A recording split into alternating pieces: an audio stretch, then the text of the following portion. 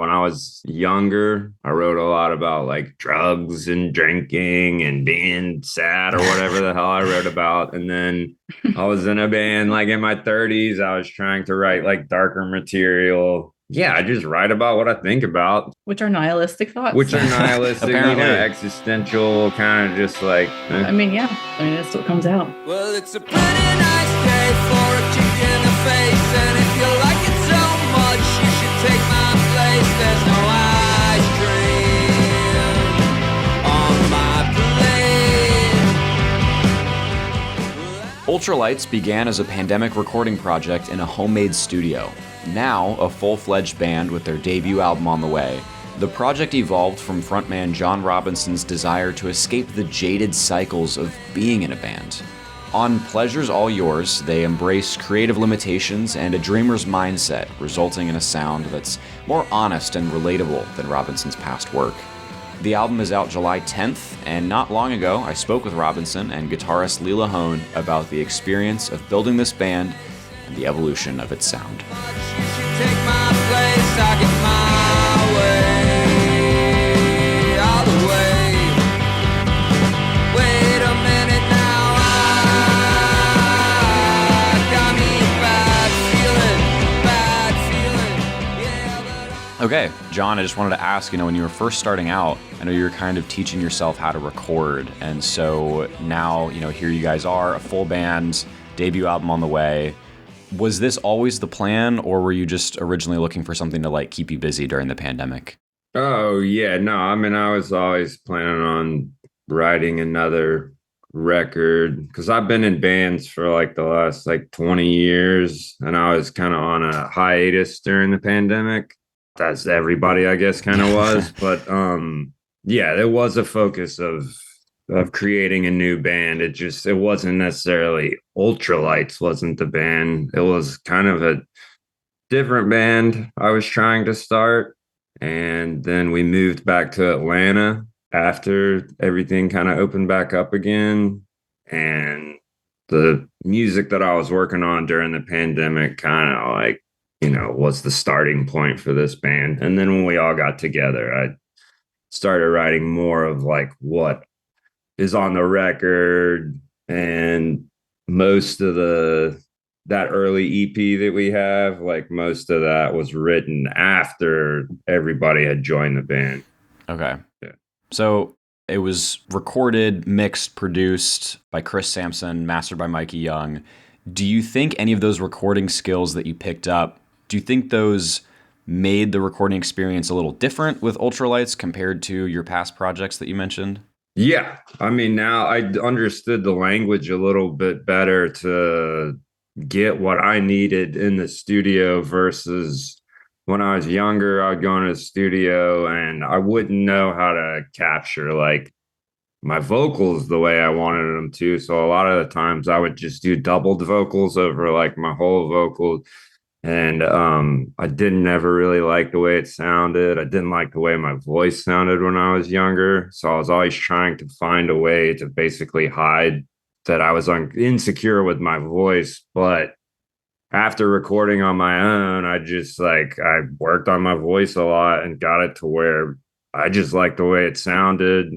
And like I said, like I knew more about what I wanted out of the sound. I just didn't know exactly how to get it. So that's why working in a studio with someone that was more professional than me helped out. Yeah. But yeah, it's like I knew a little bit more about the language to know how to get what I wanted. Yeah. And not to say that you were like completely dissatisfied with how things sounded in the past, but did you ever have any sort of regrets on like past releases? It wasn't, quite how you wanted it to be, and maybe this is different than that. Yeah. Okay. I've had there's a band that I was in called Illegal Drugs, and like like I said, my vocals I think are all just like doubled vocals on there.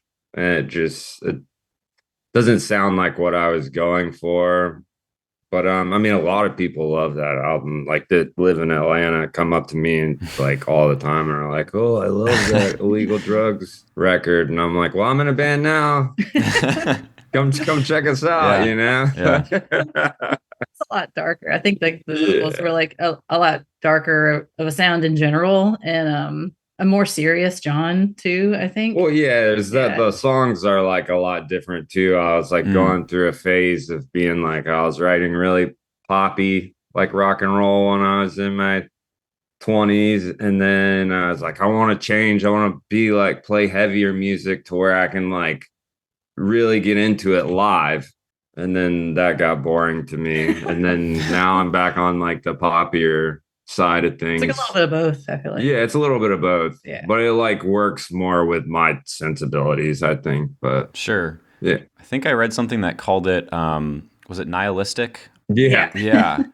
Or like sardonic in a way. And I don't know, is that something you had intended from the start, or you didn't really have much of a plan for, how the material was going to turn out? Yeah, I mean, I wasn't like, oh, like I'm gonna write about this specific type of thing. But Yeah. yeah, it's just like that's just what I'm writing about right Sure. now. When I was younger, I wrote a lot about like drugs and drinking and being sad or whatever the hell I wrote about. And then I was in a band like in my 30s. I was trying to write like darker material. And yeah, I just write about what I think about, just like Which are nihilistic thoughts. which are nihilistic, Apparently. existential, kind of just like, yeah, Yeah. thoughts. Eh. I mean, yeah. I mean, that's what comes out for sure. Yeah.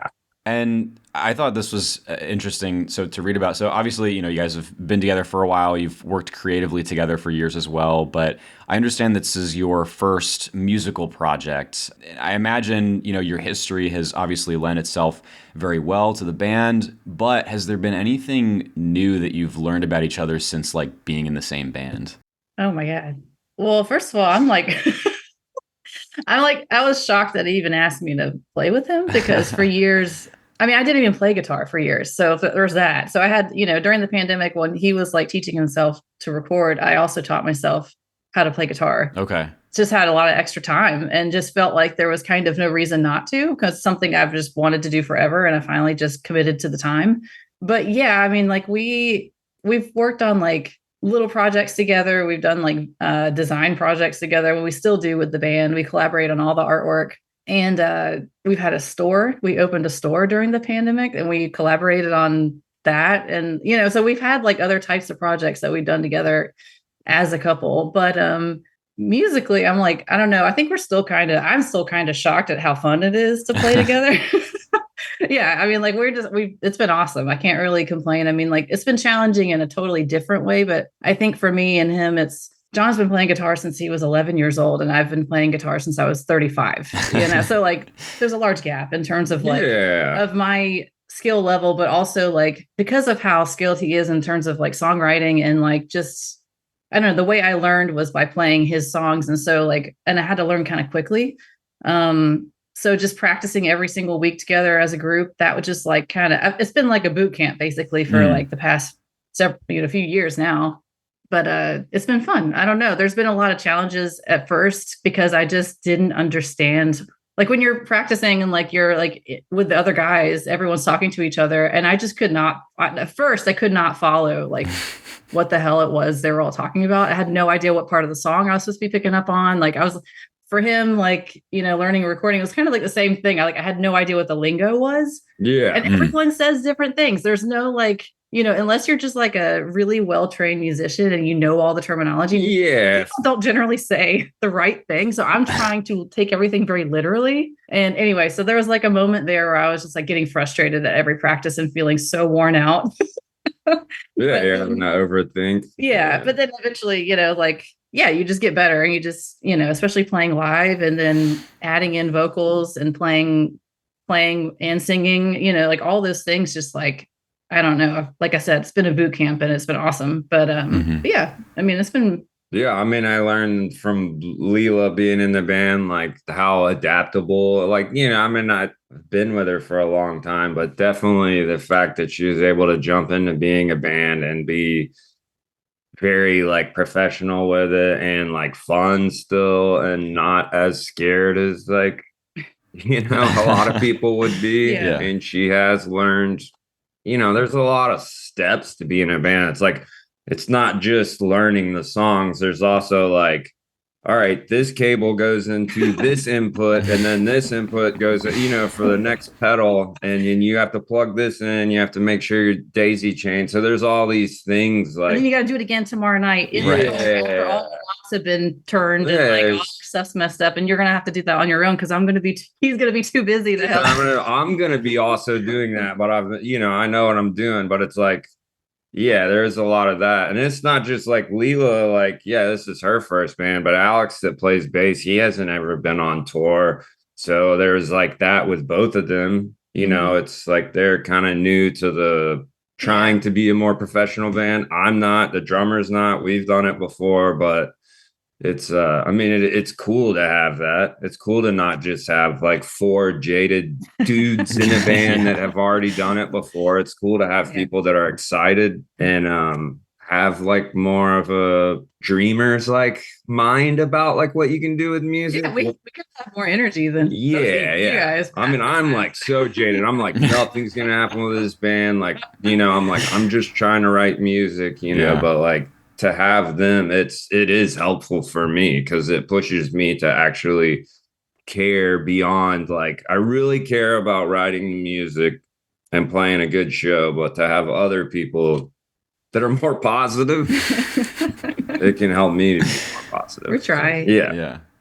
I imagine it would help to have a lot of different mindsets and experience levels in the same band. It just sort of, keeps things interesting. Yeah, it does. It does make it more interesting. It's like the limits of, most like music that influenced me, like, from when I was young, a lot of that has like, there were people that were limited in their skills, or like, all the early punk music. A lot of those people were just picking up instruments and starting. Maybe 1 or 2 of the people on the band were like, really experienced, good musicians. But I've read a lot of books about like the beginning of punk or post-punk or whatever. And it's like, it was a lot of people that didn't know what they were doing and they made really interesting music. So I think that when you're limited in like what you know, you're just kind of forced to work with what you know in a way that's just, you're kind of stretching what's possible. And so I think that's true whenever you are a self-taught designer or artist or anything like that. You're kind of working within the resources that you're given. And to me, it's always been more interesting. Like exactly. Like, why do we listen to punk? Because it's very reductive and it's like it's hitting a note somewhere else besides just like, I can also listen to a highly skilled musician, or listen to an orchestra or something like that and feel similarly. But there's something about, I guess, working within limitations that I find way more interesting in almost every aspect of life, to be honest. Who wants to, I'm not very interested in like watching a billionaire, be able to do all these wonderful things that they get to do. It's like, that's not very interesting. Right. It's way more interesting when you see that people are able to overcome odds, So I feel like that's the case in any sort of little like way. Yeah. I was just talking to someone yesterday about like Beck. And like, if you listen to Beck, like before he blew up with Loser, and he worked with the Dust Brothers. But if you listen, he was just making really weird music. He was just a weird dude in LA. And then he blew up really big and he only worked with like big producers after that. And in my mind, I'm like, what would Beck's music career have been like if he would have just stayed being like an independent musician? I think he would be more interesting. Yeah. Granted, like I think Mellow Gold and Odelay are like awesome records and he's put out cool songs since then, but like I really like this. There's this album, One Foot in the Grave, that's on K Records, and it's like it's way stripped down, it's way limited. And he never did that again. And that's because he's always been working with super professional musicians and, engineers in the studio since then. And like, yeah, that also limits artists, I think, is like having a big budget, having everything at your means. I think that limits people creatively. You're literally forced to get creative when you have less tools at your disposal. So. You need a little nudge. There's nothing wrong with being nudged a little. And you have more freedom. You have like freedom to be like, it's like it doesn't matter as much. Yeah, exactly. It feels like the stakes are lower. I'm casting a big shadow. This world will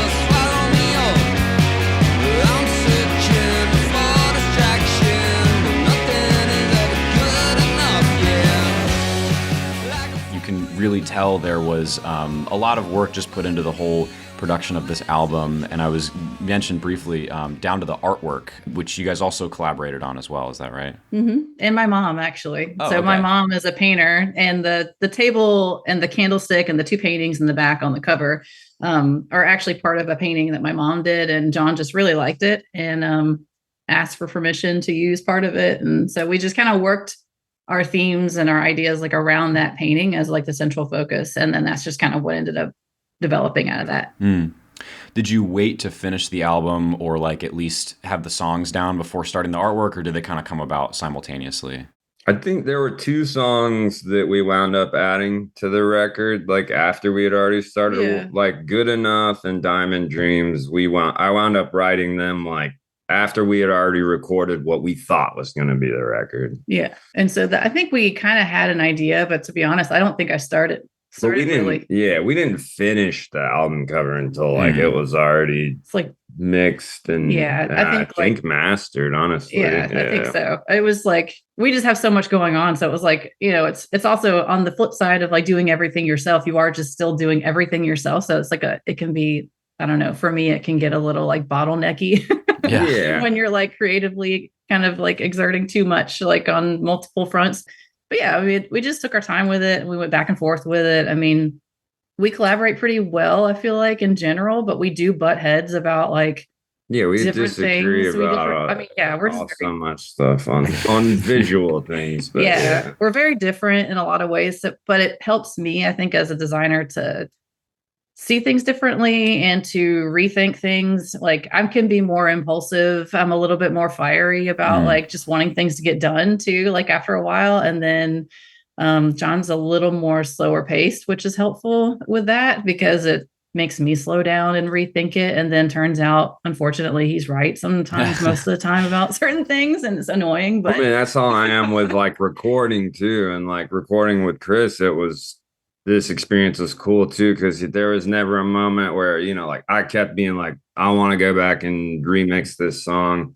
He wasn't ever like, dude, it's done. Yeah. Like get over it. Right. He never did that with me. He was always willing to like let me come back in and spin my wheels. Yeah. And like, working with Leela, it's like, I want to know that it's like, I'm happy with it before I'm ever done with anything. So I take more time to get things done.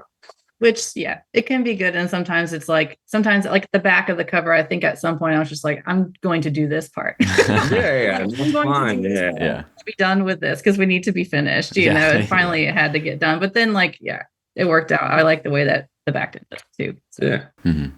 Okay. Well, I wanted to also just talk about some shows you have coming up. I know it was recently announced that you'll be performing at the famous Fest in Gainesville this year, which will be your first time playing there.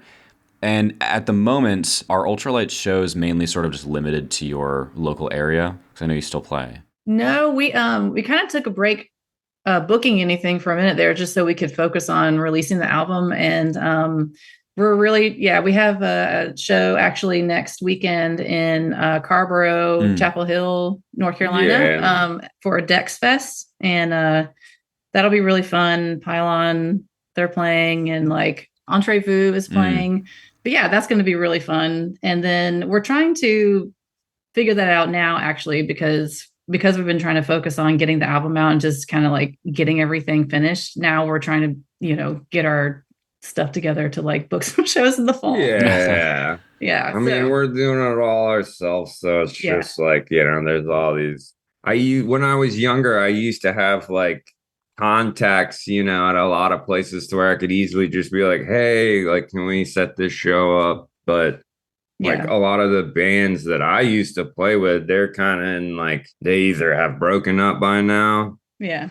So now we're just like, it's just kind of a humiliating process to like reach out to booking agents and to like reach out to venues. And it's like, it's just humiliating. No one's going to admit, I don't know if anybody admits that, but it's just totally humiliating to like be like, hi, you don't know me, but we're great. Can we play it? Right. And it's like, you're trying to also solicit support from a local band. So it's like, you're also asking bands, it's just a funny process. Like, you're like, can you play with us? That's really going to help us more than it is for you. Like, it's like, But at the same time, it's like the way you make contacts, and we do trade shows, and it's, it's just funny as like a band that nobody knows, trying to get their name out there. It's just always a funny process. Yeah. Like sometimes you win. We've played New York a few times Yeah. now, and we played Phil- Chicago last year in Philly. Like, so we're doing the thing. It's just more of like, going out on the weekend. It's very condensed because it's like right now at least. And like our goal is to, I mean, definitely for the fall, our goal is to play in Chicago. I would say probably like Chicago and New York, like trying to figure out like at least like a couple small tours, like going in those two directions. But yeah, so hopefully we'll have something that we can put out there and let people know about soon. Yeah, that'd be cool. I know it's like when you're touring, you go on like an actual, tour that's weeks or however long it is. It's like it has to be the only thing you do.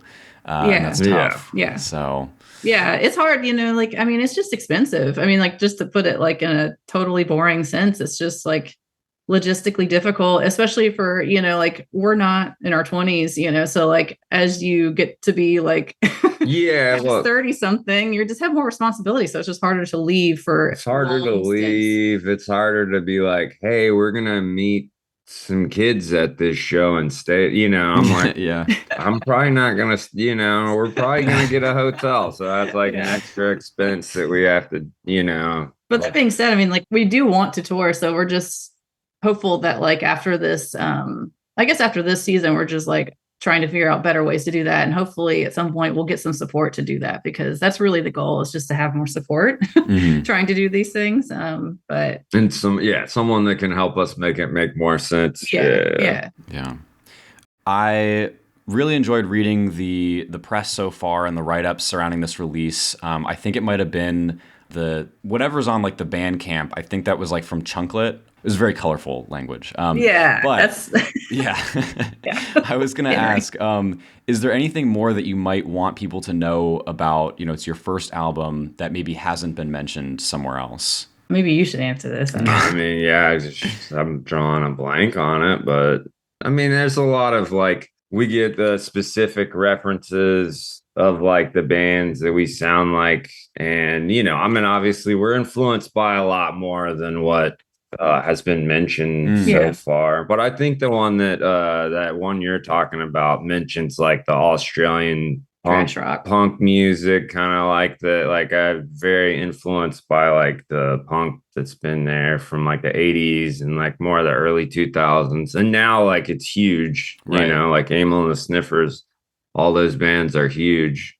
But like there's a lot of influence from that, and like New Zealand punk bands like The Clean, and just like 80s college rock also too, that like the band has. Like right now it's very like we're influenced by Pavement and like the Strokes, and like our there's a lot of like 90s or early 2000s stuff. But there's a lot more influence to it. And that's why like that Mikey Young that I got to not produce the record, he mastered it, but was because I was like such a huge fan of his bands that he's been in, like Eddie Current, Suppression Ring, and Total Control. And then like he's mastered like all those Australian records. So like to get him to do it was just like, it was really cool. Yeah. So, I think too, like with this record, I mean, like I've known John for a super long time before, it's like, even though I wasn't making music with John like for so long, I was still like observing him and watched all his projects. And I've been a part of the music scene too, but just like kind of like as a participant in the audience side, so like I don't know, I've gotten to like witness John's like evolution with music writing, songwriting, and like I just feel like this album and this band's, I know I'm partial because I'm like in the band, so I'm like really excited about it. I mean, but I do love our band. Like, and I mean, we were excited about this project, and we want people to feel excited about the album in a way that, I guess, like for me, I just want people to feel like kind of like revitalized by it or just refreshed by it in some way. I just want people, we kind of want to get back to this place with music, or like great albums being, what's the word? Just kind of like hit you in a good place. Like we just want, we want it to feel like, we want to be a band for people that they can just get into, and they don't have to think hard it about doesn't it. have to be too heady. Like I don't want people to listen to the music and feel nihilistic listening to the music. It's supposed to be more like kind of humorous or like something you can relate to versus like I don't want people to feel bad listening to it. We want a relatable experience. We want everyone to like come together and feel like it's like, oh man, it's a rock and roll band. Like, oh, that's cool. There's not like any strings attached to it. You know, it's like they don't have like a message that they're like, you need to think this way or whatever it is. It's just like, you know, it's just music. It's you know, people are tired. I feel fatigued by the way our modern lives are, and like so. You know, to have music like this, I feel like the goal in some way, without it being a real goal, it's just a benefit if it can just kind of hit you in a different way that doesn't require you to take a stance on anything in particular. You know, it's like it just is more about you feeling your own feelings. I guess it's like explain it. I don't know. So yeah, I think that's kind of like the thing about this album that I love the most is that it just doesn't really give you a second. It just kind of keeps going and like it kind of carries you through the whole album. Didn't do anything wrong, but the days go by, lights on and out west, they're all dust.